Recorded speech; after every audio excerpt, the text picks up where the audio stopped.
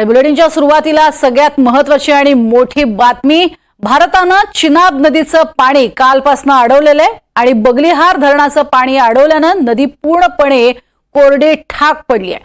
नदीपात्रातलं पाणी आटलेलं आहे। धरणाचं हे आज सकाळचं दृश्य आपण पाहतोय। पाकिस्तानला चिनाब नदीचं पाणी कालपासून बंद करण्यात आलेलं आहे। धरणामध्ये पाण्याची क्षमता आता मोठ्या प्रमाणात वाढली आहे। नदीपात्रात पाणीच नसल्यानं मात्र पाकिस्तानमधील पंजाब आणि सिंध प्रांतात मोठ्या प्रमाणात पाण्याची टंचाई भासू शकते। पहलगाम दहशतवादी हल्ल्यानंतर भारतानं पाकिस्तान विरोधात केलेल्या वॉटर स्ट्राईकचा हा परिणाम दिसतोय। भारतानं जम्मूच्या रामबन स्थित बगलियार धरणामध्ये चिनाब नदीचं पाणी रोखलंय आणि त्यानंतर पाकिस्तानच्या सियालकोटमध्ये चिनाब नदीची पाणी पातळी घटून 15 फूट राहिली आहे। रविवारपेक्षा पाणी पातळी 7 फूट आणखी घटली आहे। चिनाब आटत चालल्यानं 4 दिवसानंतर पाकिस्तानच्या पंजाबमधील नागरिकांना पाणी संकटाला सामोरं जावं लागेल।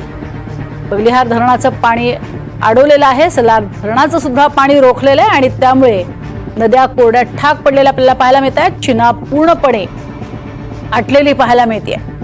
अर्थातच याचा फटका हा पाकिस्तानकडच्या पंजाब प्रांतामध्ये बसणार आहे। एक प्रकारचा हा वॉटर स्ट्राईक आहे। धक्कातंत्राचा अवलंब भारताकडनं वारंवार केला जातोय।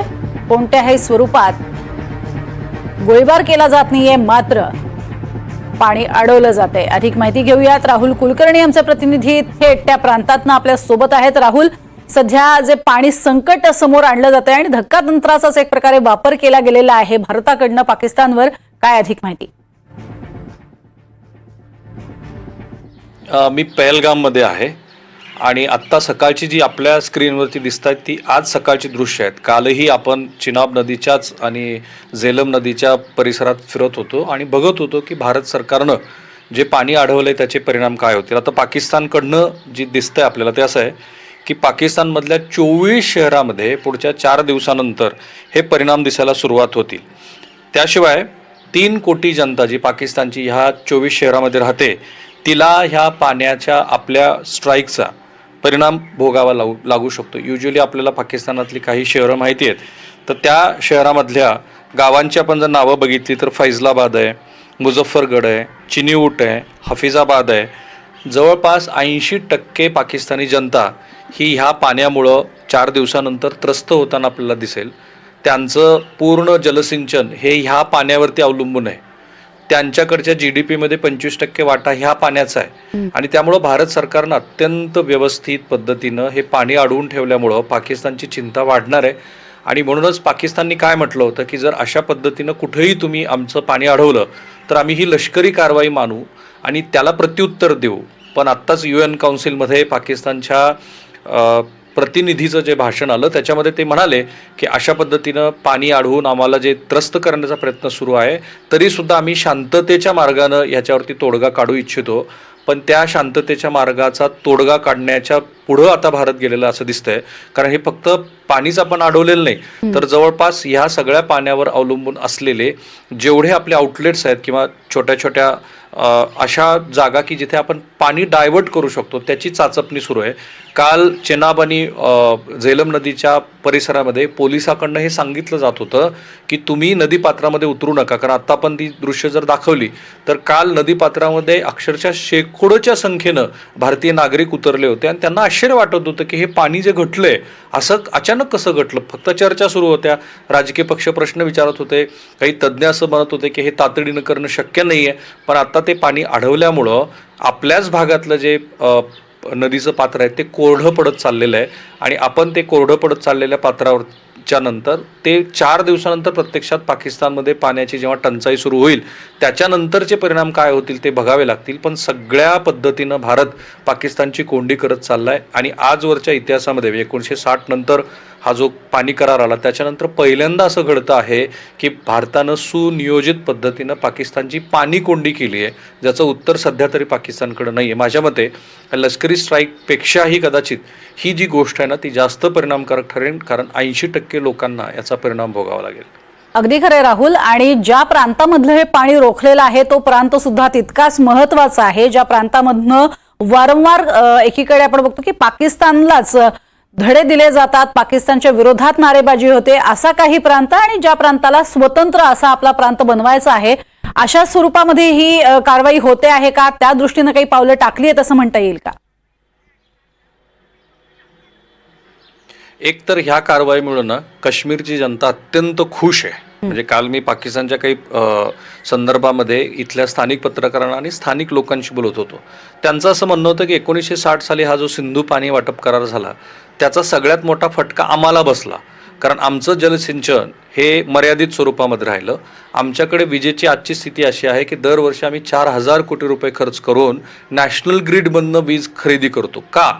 कारण आम्ही पाणी पाकिस्तानला जातं हे आमच्या डोळ्या देखत बघत होतो. म्हणजे आपल्याकडे कल्पना असेल तर आपण एक उजनी धरण किंवा जायकवाडी धरणाचा एक संदर्भ म्हणून जर वापर केला, तब्बल 600 उजनी धरणं किंवा 600 जायकवाडी धरणं होतील एवढं पाणी आपल्याकडं ह्या पाणी वाटपात आपल्याकडं आहे. आणि थोडी नाही, म्हणजे आता आपल्याकडे जैतापूरचा जो आपण न्यूक्लिअर पॉवर प्रोजेक्ट करतोय 1,00,000 कोटी रुपये खर्चून आपण 10,000 मेगावॅट विजेची निर्मिती करणार आहोत.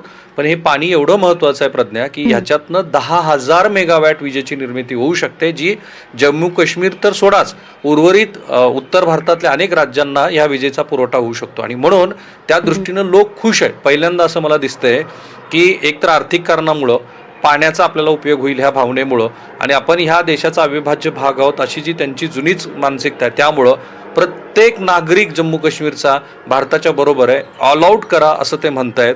कुणी मला असा भेटला नाही की जो म्हणाला नाही की असं तुम्ही करू नका, इथे अमुक गोष्ट महत्त्वाची आहे. आणि त्यामुळंच पाकिस्तानची चिंता वाढलेली. आपण बघितलं की आत्ता काल जो आपल्या NIA आणि संरक्षण संस्थांनी दिलेला अहवाल आहे, तर इथे जम्मू काश्मीरमधल्या काही लोकांनी जरूर त्यांना मदत केली, ज्याला फ्रिंज एलिमेंट आपण म्हणतो. पण ज्यांनी प्रत्यक्षात ही कारवाई केली ते सगळे काश्मीरच्या बाहेरचे लोक आहेत, आणि ते फार महत्त्वाचं आहे. सगळेजण वाट बघतात आणि सगळ्यांची मानसिकता झालेली आहे की भारत काहीतरी मोठं करेल. आणि ते तर असं म्हणतात की असं करा की आमची लोकसंख्या घटली तरी चालेल, पण एकदा पाकिस्तानला तुम्ही धडा शिकवा आणि एकदाच काही तो हा निकाल लावा. खरं आहे, आणि हाच निकाल लावण्याचं काम वेगळ्या पद्धतीनं खरं तर भारतानं सुरू केलेलं आहे. कोणतीही मनुष्यहानी, जीवितहानी होणार नाही, मात्र घशाला कोरड पडली की काय होतं हे प्रत्येकालाच माहिती आहे, आणि त्या दृष्टीनंच पावलं टाकली जात आहेत. तुर्तास धन्यवाद या संपूर्ण माहितीसाठी. तर या संदर्भात आता धरण क्षेत्रातले जे नागरिक आहेत त्यांनी नेमक्या काय प्रतिक्रिया दिल्या त्याही पाहूयात. पाकिस्तान के लिए जो बुरे दिन आ रहे हैं, क्योंकि वो समझ नहीं रहा कि मैं क्या कर रहा हूँ. क्योंकि जब पड़ोसी के साथ आप ऐसा व्यवहार करोगे तो दूसरा भी कितना बर्दाश्त करेगा. निहत्थे लोगों की आप जानें ले रहे हैं और आप जो हैं बर्बादी की ओर जा रहे हो. लड़ाई किसी के हक में नहीं है, किसी के लिए भी अच्छी नहीं है, ना हिंदुस्तान के लिए. लेकिन वो जैसी हरकतें वो कर रहा है, इससे लग रहा है कि उसे फिर सब सिखाना पड़ेगा. 65, 71 और 99 के जो हैं वो उसे भूल गए हैं. और अगर ऐसा ही उसका बर्ताव रहा तो एक दिन जंग होके रहेगी और हिंदुस्तान भी अब कितनी देर बर्दाश्त करेगा. और ये जो कदम उठाया है ये उसको एक शुरुआत है, उसको सबक सिखाने के लिए कि भाई अगर आप ऐसा करोगे, अगर आप संधियाँ नहीं मान रहे हो तो हम क्यों मानेंगे. ये प्रोजेक्ट जो है ये आज यहाँ इतनी बड़ी झील होनी थी, क्योंकि उन्होंने आकर यहाँ ऑब्जेक्शन किया था और यहाँ के जो 6 गेट थे वो बंद कर दिए थे, जिससे सिल्ट सारी जमा हो गई, हमारी ज़मीनें पीछे जो है वो बर्बाद हो गई. और लेकिन अगर वो संधियों पर नहीं चल रहा है तो हिंदुस्तान भी ऐसे कड़े कदम उठाएगा और इससे भी ज़्यादा कड़े कदम उठाए जाएंगे, ताकि उसको समझ आ जाए कि अच्छा क्या है बुरा क्या है. और जो हिंदुस्तान का बहुत अच्छा कदम है एक, कि इनको सबक सिखाने के लिए, और जो ये गलतियां कर रहा है इसको नहीं करनी चाहिए. और हमारे इतने 26-27 निहत्थे लोगों की इन्होंने हत्या की, और ये बहुत बुरी बात है, इसके निंदनीय है. और ये पाकिस्तान की जो भी उनकी वो है उनको समझ जाना चाहिए, अदरवाइज़ इनका बुरा हशर होगा. ये तो देख ही लिया है इन्होंने. आप तो उनकी हालत देख लो, दाने दाने के मोहताज हैं. और आज महंगाई कितनी है पाकिस्तान पे, वो सिर्फ मिलिटेंट ही पाल रहे हैं, बाकी कुछ नहीं कर रहे हैं. उनकी फौज देखो, उनके दूसरे पॉलिटिशियन देखो, और गीदड़ बपकियाँ ऐसे देते रहते हैं जैसे कि हम बहुत कुछ कर सकते हैं. कुछ नहीं कर सकते जे. और अगर उसने कोई गलत काम किया तो ये इसका नाम ही पाकिस्तान का हिंदुस्तान दुनिया के नक्शे से ख़त्म हो जाएगा।